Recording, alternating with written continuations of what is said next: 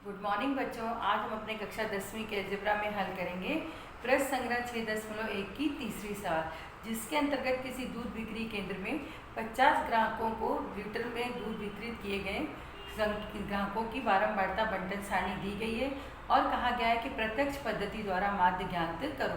बच्चों, मैंने पहले भी आपको बताया था कि अगर परीक्षा में पद्धति स्पष्ट रूप से दी गई है कि प्रत्यक्ष पद्धति द्वारा माध्य ज्ञात करना है तो आपको उसी पद्धति का उपयोग करना होगा।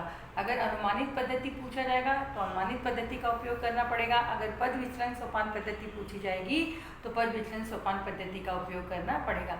और अगर कोई पद्धति नहीं पूछी गई, केवल इस तरह से पूछा गया दी गई बारंबारता बंटन सारणी का माध्य ज्ञात करो, तो बच्चों उस समय आप किसी भी पद्धति का उपयोग अपनी इच्छा अनुसार कर सकते हैं। तो चलिए हल करेंगे प्रश्न क्रमांक 3। हम तीनों पद्धतियों के द्वारा इस सवाल को हल करेंगे। सबसे पहले हल करेंगे सवाल प्रत्यक्ष पद्धति के द्वारा। तो चलिए देखते हैं अपना तीसरा प्रश्न। किसी दूध बिक्री केंद्र पर 50 ग्राहकों को वितरित किए गए दूध लीटर में की बारंबारता सारणी नीचे दी गई है। इस जानकारी का माध्य प्रत्यक्ष पद्धति से ज्ञात करो। बच्चों देखो, यहाँ पर पद्धति स्पष्ट की है, प्रत्यक्ष पद्धति। तो ये हमें बारंबारता सारणी दी गई है। 6 कॉलम की सारणी। पहले कॉलम में दूध वितरण लीटर में, दूसरे में ग्राहक संख्या उसके नीचे दिया गया। पहला वर्ग है 1 से 2, दूसरा 2 से 3, तीसरा 3 से 4, चौथा 4 से 5, पाँचवा 5 से 6। पहले वर्ग की बारंबारता 17, दूसरे वर्ग की बारंबारता 13, तीसरे वर्ग की बारंबारता 10, चौथे वर्ग की बारंबारता 7 और पाँचवें वर्ग की बारंबारता 3 है। कौन सी पद्धति है? प्रत्यक्ष पद्धति। 4 कॉलम की सारणी होती है। देखिए, हमने 4 कॉलम यहाँ पर बना लिए हैं। पहला है दूध वितरण लीटर में, ये होगा हमारा वर्ग। इसके अंतर्गत हम सभी वर्गों को लिखेंगे। वर्ग कहाँ से मिला है? प्रश्नानुसार। 1 से 2, 2 से 3, 3 से 4, 4 से 5, 5 से 6 और अंत में टोटल अर्थात कुल। फिर उसके बाद दूसरे कॉलम में होगा वर्ग मध्य, जिसे कि हम क्या दर्शाते हैं? एक्स आई है। तीसरा होगा बारंबारता एफ आई, ये भी हमें प्रश्नानुसार मिलेगा। चौथा होगा एक्स आई गुणे एफ आई, अर्थात वर्ग मध्य गुणे बारंबारता का गुणा करना होगा। अब इसमें हम देखते हैं कि सबसे पहले वर्ग मध्य कैसे निकालते हैं। बच्चों, कल भी मैंने बताया था वर्ग मध्य निकालने के लिए वर्ग की निम्न सीमा उच्च सीमा दोनों को जोड़ करके 2 से भाग दिया जाता है। जैसे 1 से 2 है तो 1 धन 2 बटे 2, 1 धन 2 करेंगे 3 होगा, 3 बटे 2 करेंगे कितना हो गया? 1.5। बारंबारता कितनी दी गई है? 17। 2 से 3, 2 धन 3 बटे 2, 2 धन 3 5, 5 बटे 2, 2.5। बारंबारता कितनी है? 13। देखिए 3 से 4, 3 से 3 धन 4 बटे 2, 7 बटे 2, 3.5। बारंबारता कितनी दी गई है? 10। चौथा है 4 से 5, 4 धन 5 बटे 2, 9 बटे 2, 4.5। बारंबारता कितनी दी गई है? 7। 5 से 6 अर्थात 5 धन 6 बटे 2, 5 धन 6 करेंगे 11, 11 बटे 2, 5.5। बारंबारता कितनी दी गई है? 3। अब बच्चों, ये दूध वितरण पहला जो वर्ग है ये हमें कहाँ से मिलेगा? प्रश्न से। तीसरा जो कॉलम है यहाँ पे बारंबारता का, ये भी कहाँ से मिलेगा? प्रश्न से। वर्ग मध्य हमें हर पद्धति में ज्ञात करना है, चाहे वो प्रत्यक्ष पद्धति हो, चाहे गृहीत माध्य पद्धति हो, चाहे पद विचलन सोपान पद्धति। ये दोनों कॉलम सब में सेम रहने वाले हैं और बारंबारता का कॉलम भी सेम रहेगा। परिवर्तन किस में होगा? जैसे इसमें एक्स आई गुणे एफ आई दिया गया है उस तरह से उसके अंतर्गत परिवर्तन होता जाएगा। लेकिन ये कॉलम वर्ग का, वर्ग मध्य और बारंबारता तीनों क्या रहेगी? हमेशा एक जैसी रहेगी। अब हम क्या करेंगे? एक्स आई गुणे एफ आई अर्थात 1.5 गुणे 17। दशमलव को देखिए, पहले 15 से 17 में गुणा करेंगे। 15 सत्ते 105 के 5 हासिल आगे 10, 15 एकम 15, 15 10 25, एक अंक पे दशमलव लगाएंगे 25.5। इसी तरह से 2.5 गुणे 13 गुणा करेंगे कितना आएगा? 32.5। 13 बचे 65 के 5 हासिल आगे 6, 13 दूनी 26, 26 और 6 32, 32.5। 3.5 गुणे 10, 35 गुणे 10 करेंगे 350, एक अंक पे दशमलव लगाएंगे 35.0। 4.5 गुणे 7, 7 बचे 35 के 5 हासिल आगे 3, 7 चौक 28, 29 30 31, 31.5। 5.5 गुणे 3, 3 बचे 15 के 5, 3 बचे 15 और 1 16, 16.5। टोटल करेंगे बारंबारता कॉलम का। समीशन ऑफ एफ आई बराबर कितना हो गया? 50। 17 धन 13 कितना हो गया? 30, 30 धन 10 40, 40 7 47, 47 और 3 50। इसी तरह से एक्स आई गुणे एफ आई का टोटल करेंगे। Summation of F I X आई 5, 10, 15, 20 के 0 हासिल आगे 2, 5 2 7, 7 2 9, 9 1 10 4 14, 1 15, 15 और 6 21 के 1 हासिल आगे 2 2 2 4 4 3 7 7 3 10 10 3 13 और 1 14 141.0। यहाँ तक ये तक हमने अभी क्या की, अपनी पूरी प्रत्यक्ष पद्धति द्वारा सारणी को हमने तैयार किया। अब हम सूत्र अनुसार माध्य ज्ञात करेंगे। तो प्रत्यक्ष पद्धति द्वारा माध्य ज्ञात करने का सूत्र x बार बराबर summation of F I X I upon summation of X I. Summation of F I X I यहाँ पे देखेंगे 141.0, दशमलव के बाद जीरो को कोई मान नहीं इसलिए हटा दिया, 141 बटे summation of F I, sorry बच्चों यहाँ पर एक्स आई नहीं, summation of F I. F I का मान कितना दिया गया 50, हमने यहाँ पे लिखा 50। अब हर में एक अंश, और हर में जब जीरो है तो जीरो को हटाने के लिए हम क्या करेंगे, अंश में एक अंक पे दशमलव लगाएंगे। कितना हो गया 14.1/5। अब 5 से भाग देंगे, 5 दूनी 10, 2 बार जाएगा। दशमलव को हटाएंगे, दशमलव लगा दिया, हो गया 41, 5 अट्ठे 40, 8 बार गया, फिर एक बचा 5 दूनी 10। तो x बार बराबर 2.82, अर्थात हमारा माध्य कितना होगा 2.82 लीटर। ये कितना हो जाएगा 2.82 लीटर। अब इसी को हम ज्ञात करेंगे अनुमानित पद्धति गृहीत माध्य पद्धति द्वारा हम अपने माध्य की गणना करेंगे, जो कि हमारी माध्य ज्ञात करने की दूसरी पद्धति 5 कॉलम की सारणी। हमारी दूसरी अनुमानित पद्धति अर्थात गृहीत माध्य पद्धति 5 कॉलम की सारणी। पहला कॉलम दूध वितरण लीटर में वर्ग, जैसे पहले वाले प्रत्यक्ष पद्धति में था 1 से 2, 2 से 3, 3 से 4, 4 से 5, 5 से 6। कहाँ से मिला ये, प्रश्नानुसार। वर्ग मध्य हमने ज्ञात किया, 1 और 2 को जोड़ करके 2 से भाग दिया, 1.5, 2 और 3 को जोड़ के 2 से भाग देंगे 2.5, 3 और 4 को जोड़ कर 2 से भाग देंगे 3.5, 4 और 5 को जोड़ करके 2 से भाग देंगे 4.5, 5 और 6 को जोड़ करके 2 से भाग देंगे 5.5। अब बच्चों ये क्या अनुमानित पद्धति था गृहीत माध्य। इस दिए गए वर्ग मध्य में से एक माध्य हमें ऐसा लेना होगा जिसे क्या ना मान करके चलेंगे, जिसका मान। अब कितने कॉलम की कितने वर्ग दिए गए, 1 2 3 4 5 वर्ग दिए गए, तो हम तीसरे वर्ग को जो होगा उसी के मान को हम क्या लेंगे, गृहीत माध्य मानेंगे। जैसे यहाँ पर तीसरा वर्ग कौन सा है 3.5, तो ये क्या होगा हमारे लिए a, अर्थात हमारा अनुमानित माध्य। तीसरा कॉलम में d बार बराबर एक्स आई माइनस ए, अर्थात a का मान कितना है 3.5। यहाँ पे a का मान कितना दिया है 3.5 दिया गया। अब हम क्या करेंगे एक्स आई माइनस ए, एक्स आई का मान कितना है 1.5 ऋण 3.5 करेंगे तो कितना होगा ऋण 2.0, 2.5 ऋण 3.5 करेंगे कितना होगा ऋण 1.0, 3.5 ऋण 3.5 कितना हो जाएगा 0, 4.5 ऋण 3.5 कितना होगा 1.0, 5.5 ऋण 3.5 कितना होगा 2.0। ये था हमारा तीसरे कॉलम का मान, जो कि अभी अभी हमने ज्ञात किया। एफ आई बारंबारता कहाँ से मिलेगी, प्रश्नानुसार। पहले वर्ग की बारंबारता कितनी दी गई है 17, दूसरे वर्ग की बारंबारता है 13, तीसरे वर्ग की बारंबारता है 10, चौथे वर्ग की बारंबारता है 7, पांचवें वर्ग की बारंबारता है 3। समीशन ऑफ एफ आई अर्थात बारंबारता का कुल टोटल करेंगे कितना होगा 50, जैसे कि हमने अपनी प्रत्यक्ष पद्धति में किया है। अब यहाँ पर आप देखेंगे फर्क क्या है अनुमानित पद्धति और गृहीत माध्य पद्धति में। प्रत्यक्ष पद्धति में क्या था इसमें कि एफ आई एक्स आई था, अर्थात तीसरा और चौथे कॉलम का गुणा होता था। इसमें एक कॉलम बढ़ गया, क्या बढ़ गया डी बार बढ़ गया, तो अब गुणा किसका होगा एफ आई और डी आई का होगा।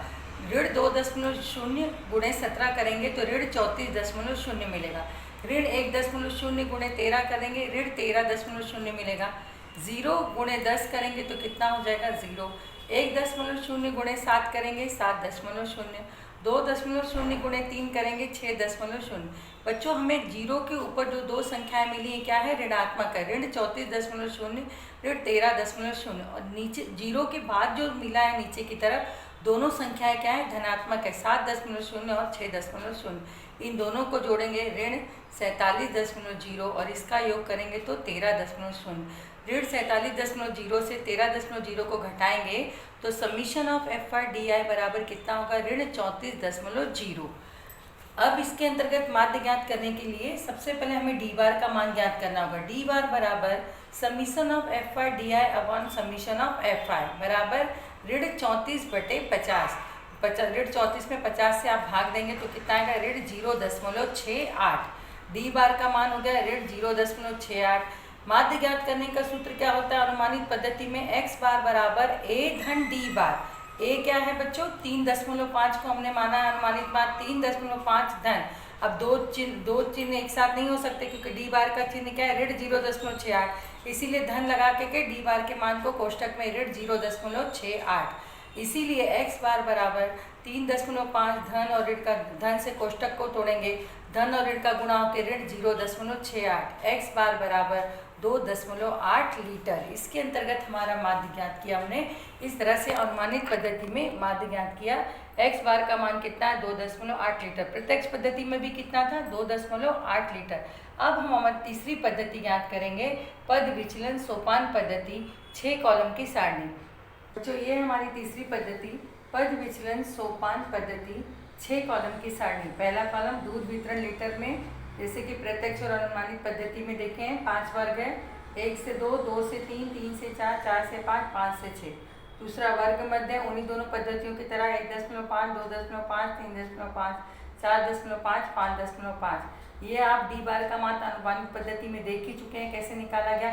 2 वर्ग ऊपर छोड़े, 2 वर्ग नीचे छोड़ा गया और ये तीसरा मध्य का वर्ग है, इसे हमने क्या लिया, अपना अनुमानित वर्ग अर्थात ए हमने इसका मान लिया। ए का मान कितना लिया है, 3.5।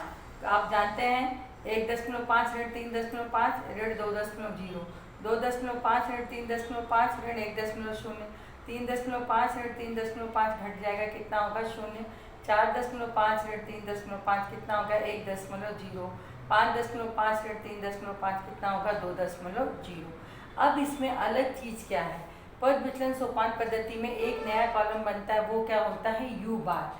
यू बार का मान ज्ञात करेंगे। यू बार का मान कैसे ज्ञात करेंगे, जो भी डी बार का मान आया है उसमें एच से भाग देंगे। मैंने पहले में ही बताया था एच क्या होता है, वर्ग अंतराल। ये जो पहले कॉलम में वर्ग दिए गए हैं यही इन दोनों के निम्न सीमा और उच्च सीमा के बीच में जो अंतर होता है वही क्या होता है, हमारा एच होता है। उसी को हम क्या कहते हैं, वर्ग अंतराल कहते हैं। तो उच्च सीमा क्या है वर्ग की, 2। 2 में से निम्न सीमा 1 को घटाएंगे, 2 ऋण 1 करेंगे तो कितना आएगा 1। 3 में से 2 को घटाएंगे 1 आएगा, या 6 में से 5 को घटाएंगे तो भी 1 आएगा, अर्थात h का मान कितना है 1। इसलिए मैंने कोष्टक में लिखा h बराबर 1। जो भी डी बार का मान होगा उसमें से हमें क्या करना पड़ेगा, 1 से भाग देना होगा। ऋण 2.0/1 करेंगे कितना होगा, ऋण 2। ऋण 1.0/1 करेंगे ऋण 1। 0/1 करेंगे 0। 1.0/1 करेंगे 1। 2.0/1 करेंगे कितना होगा 2। इस तरह से हमने यू बार का मान ज्ञात किया, ऋण 2, ऋण 1, 0, 1 और 2। F5 बारंबारता हमें कहाँ से मिलती है, हमारे प्रश्न से ही हमें मिलती है। पहले वर्ग की बारंबारता 17, दूसरे की 13, तीसरे की 10, चौथे की 7, पाँचवें की 3। अंतिम कॉलम होगा F5 गुणे UI। प्रत्यक्ष पद्धति में F5 गुणे XI, अनुमानित पद्धति में F5 गुणे DI और पद विचलन सोपान पद्धति में होता है F5 गुणे UI। अर्थात ऋण 2 गुणे 17 करेंगे ऋण 34, ऋण 1 गुणे 13 ऋण 13, 0 गुणे 10 0, 1 गुणे 7 7, 2 गुणे 3 2/3 6। ऋणात्मक संख्याओं को पहले जोड़ेंगे, कितना होगा ऋण 34 धन ऋण 13 ऋण 47, फिर 7 धन 6 कितना हो गया 13। अब बच्चों यहाँ पे जगह न होने के कारण यहाँ पे देखिए समीशन ऑफ F5 बारंबारता वर्ग का कॉलम का टोटल कितना होगा 50। समीशन ऑफ F5 बराबर कितना हो गया 50। 17 धन 13 30, 30 धन 40, 40 7 47, 47 और 3 50। तो इसका बारंबारता कॉलम का टोटल कितना हो गया 50। अब अंतिम कॉलम है F5UI, इसमें क्या करेंगे ऋण 47 में से 13 को हम घटा देंगे तो कितना मिलेगा, समीशन ऑफ F5UI बराबर ऋण 37, अर्थात इसका टोटल कुल योग कितना होगा ऋण 37। माध्य का मान ज्ञात करने के लिए सबसे पहले यू बार का मान ज्ञात करना होगा। यू बार बराबर summation of F5UI upon summation of F5 बराबर ऋण 34/50। हर में से 0 को हटाएंगे, एक अंक पे अंश में दशमलव लगाएंगे, ऋण 3.4/5।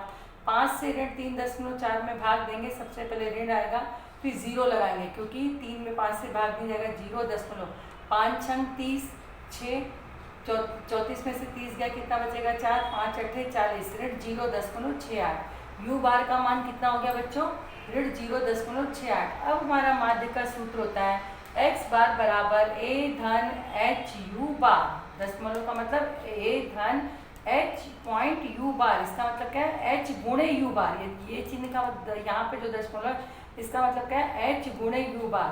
बराबर ए का मान हमने कितना निकाला था यहाँ से 3.5। देखिए 3.5 धन एच कितना आया है 1 गुणे यू बार का मान कितना है ऋण 0.68। एक्स बार बराबर 3.5 धन 1 में ऋण 0.68 से गुणा करेंगे ऋण 0.68। दो चिन्ह एक साथ नहीं होते इसलिए कोष्टक में डाला ऋण 0.68। एक्स बार बराबर 3.5 धन और ऋण का गुणा होकर ऋण 0.68। 3.5 से ऋण 0.68 को घटाएंगे, हमारा माध्य होगा 2.82 लीटर। यहाँ पे दूध कितना हो जाएगा 2.82 लीटर। ये था हमारा पद विचलन सोपान पद्धति द्वारा माध्य की गणना।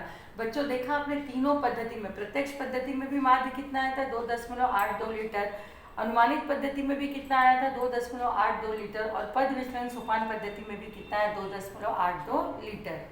बच्चों इस तरह से आज हमने अपने कक्षा 10वीं के अलजेब्रा में प्रश्न संग्रह 6.1 की तीसरी सवाल तीनों पद्धतियों से हल की। अगर बच्चों आप वीडियो पे ध्यान नहीं देंगे और स्पष्टीकरण ढंग से नहीं समझेंगे तो आपके मेरा नुकसान नहीं करें बल्कि आप अपना ही नुकसान करें, क्योंकि इस तरह से तीनों पद्धतियों द्वारा प्रत्येक सवाल का, चाहे आप गाइड देख लीजिए चाहे कोई नोट्स देख लीजिए, किसी में भी हर एक सवाल तीनों पद्धति से नहीं कराई गई है। केवल जो पद्धति का पूछा गया, जिस पद्धति के बारे में पूछा गया उसी पद्धति द्वारा सवाल हल कराई गई। इसलिए ये बेहतर होगा आप सभी वीडियो को अच्छी तरह से स्पष्टीकरण को ध्यान से देखिए। अगर आपको कोई डाउट होता है तो मेरे पर्सनल व्हाट्सएप नंबर पे आकर के आप अपना डाउट क्लियर कर सकते हैं। ये सवाल को अच्छी तरह से अपनी कॉपी में, कक्षा कार की कॉपी में एक बार करिएगा और प्रैक्टिस के लिए अपनी होमवर्क की कॉपी में भी एक बार लगा लीजिएगा। आज के लिए इतना ही, धन्यवाद। अगर बच्चों आपको कोई डाउट हो तो आप सवाल लगाने के बाद ज़रूर से ज़रूर अपना डाउट क्लियर कर लीजिएगा। धन्यवाद।